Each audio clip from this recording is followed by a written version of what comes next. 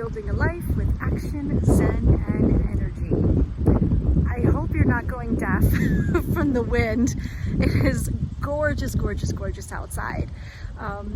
It is the middle of September, the beginning of my favorite season. I love autumn. I think it's the shortest season of all four of them though.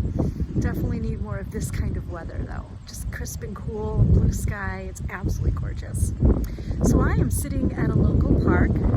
Took a little bit of time off work to kind of be with myself and just have no noise in my head. That's kind of a thing I've been going through. I know a lot of parents, especially since the pandemic, because we're almost done with 2023 already. And I know a lot of families in general, a lot of teachers and just other professionals are just so overwhelmed. And sadly, there's another part of the population that doesn't understand this. They can't sympathize, they can't empathize, they truly just don't understand what it's like to have this kind of stress and this kind of challenge within our own heads. And couple that with maybe you have a housing issue, a food issue, behavior with your children, your job, transportation. Oh my gosh, there's so many different challenges that you could have on top of that.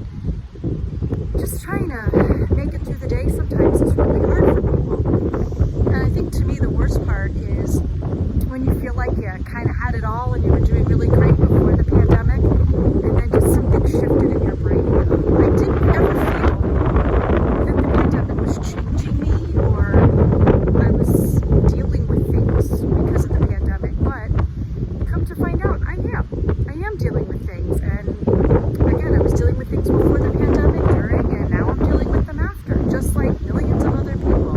I definitely know I'm not the only one. I hear it all the time from my clients, from coworkers, friends, family, everywhere. It's just a thing, and it's okay to not be okay. A lot of people hashtag that and say that all the time. I don't actually say those particular words, but it's true. It's true. You cannot be on 24/7. It's exhausting, physically, emotionally. It's just exhausting. And to not only try to be on for, again, your work, your family, but to see that your kids need to be on all the time too. We have this thought process. So again, I'm 51, so my generation, I think we are just so used to, I don't even know how to explain it. I just so used to having our kids either know what to do because they were younger, and now, again, post-pandemic, if you have toddlers and young kids, you're seeing a lot of different behaviors. If you have teenagers and young adults, you're seeing a totally different kind of behavior challenge whether they're living with you or not. It doesn't matter. There's still challenges that are going on. And a lot of people say, oh, they should have learned this in school. They should have learned that in school.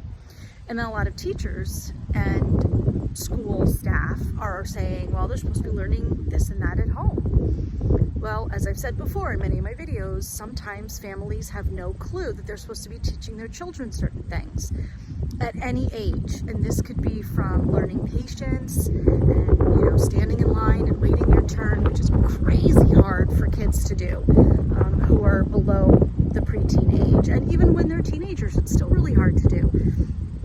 If you have a teenager who's trying to download a game or upload a video for their YouTube or their TikTok or whatever, and it's like, oh my God, it's taking 30 seconds. Oh my God, I can't believe this is so slow. We have to change our internet. Our Wi-Fi's bad.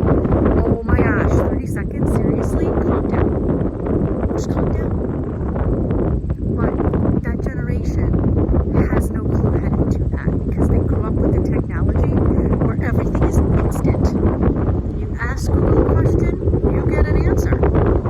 You ask your parent a question, yeah, you might have to wait. And children of all ages do not know what that means.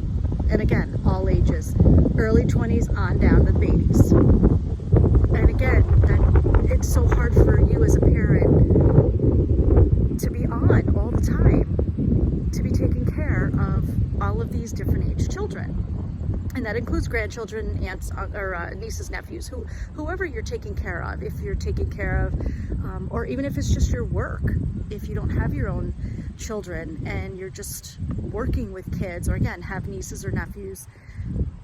This is just how it is. And learning patience, I think, is one of the hardest things in general to do. But again, now with technology being the way that it is, patience is like not even a word in vocabulary for people under 25, I swear. It's just a thing. And the other part to that is communication. I try to communicate with my adult son and my 3 teenagers, and it's like, well, if you're my age, you'll understand this analogy. The Peanuts teacher. That's all my kids hear from me. They don't actually listen to what I'm saying. They don't understand. They hear my voice, they hear words, but they don't listen. So that means they're not comprehending. They're not understanding what I'm really trying to get through to them. Now, I talk to some of my clients who are in their 20s and 30s and have made a ton of mistakes. But also, that's how they grew up. Their parents had no idea because the grandparents had no idea. And this is part of generational poverty, generational lack of education, all of that. That's a huge issue that we've had for decades. But again, with technology and post-pandemic, it is just, I don't know, it's just more clear, I think. And it's just really hard to get someone who's not on the same page as you to understand. And again, if you aren't feeling this way, if you're not feeling the challenges, if you're not feeling the stress for whatever reason, I don't care who you are, what age, where you live, it doesn't matter. Kids, no kids. If you don't understand, if you're not really going through these challenges, you truly cannot understand what the people who are going through the challenges are going through. You just can't. And everyone goes through different challenges differently. So again, that's why we need to be human. We need to try to be compassionate and just understanding. And it's not like I'm bitching and whining to you for you to solve a problem for me. Sometimes I just need to get it off my chest. And I actually try to do that. I will say that to certain people. Oh my gosh, can I just bitch for 5 minutes because this is driving me nuts? And tell me, and sometimes I'll actually ask people that I trust, tell me if you think I'm wrong, or tell me if you think I'm crazy. Not necessarily to be justified, not just to say, oh, I was right, but just to know, because I don't hear what I'm saying sometimes. I'm not comprehending what I say because I'm feeling it. Again, I hear my words, but am I truly understanding what I'm saying? So yeah, sometimes I actually go to a trusted friend to say, does this sound right? Am I crazy? And you know what? For the most part, I am right about what I was feeling and thinking. But every once in a while, I'm not.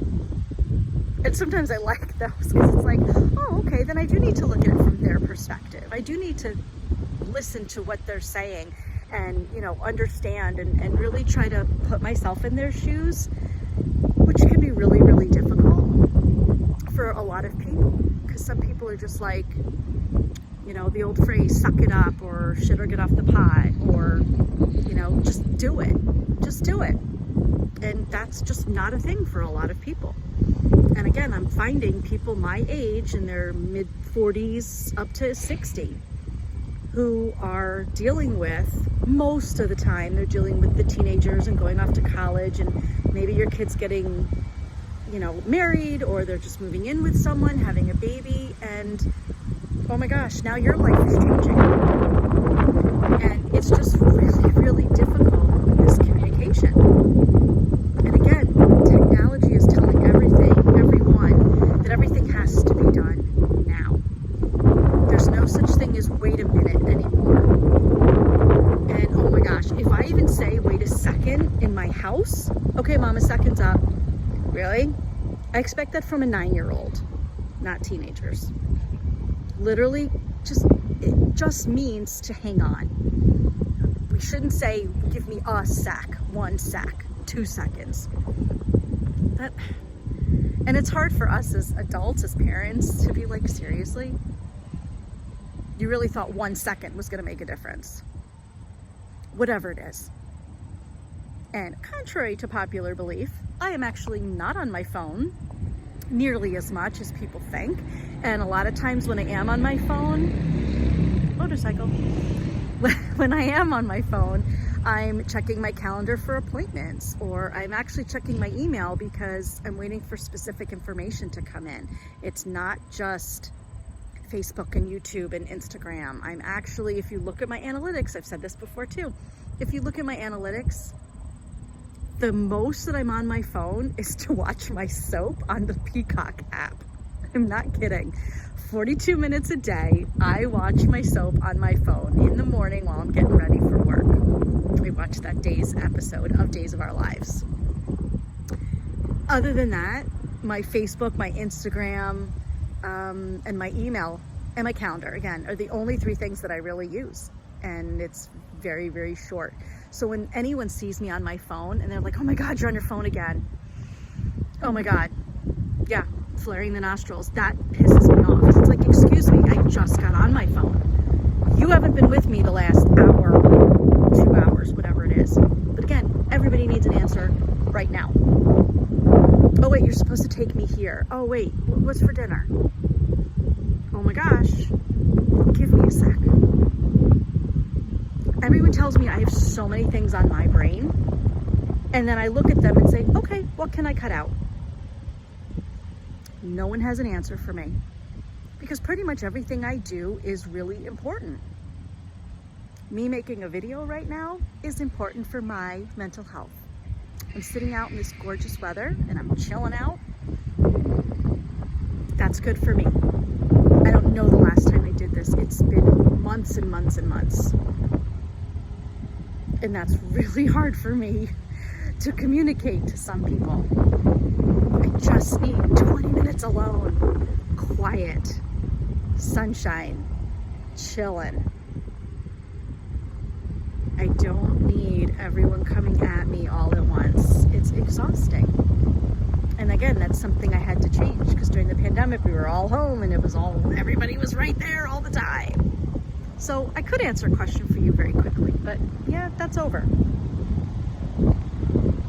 And it's really hard, again, for teenagers to learn to grow up, because their brains are not done developing, as scientific evidence has proven time and time again over the last few years. We specifically have been talking about it until you're about 25. It's not an excuse, it's science. It has been proven, and it makes sense. Yeah, there are some kids who mature at 17, 18. And even when they're 25, you're still going to make mistakes. I'm 51 and I'm making mistakes on a regular basis, sad to say.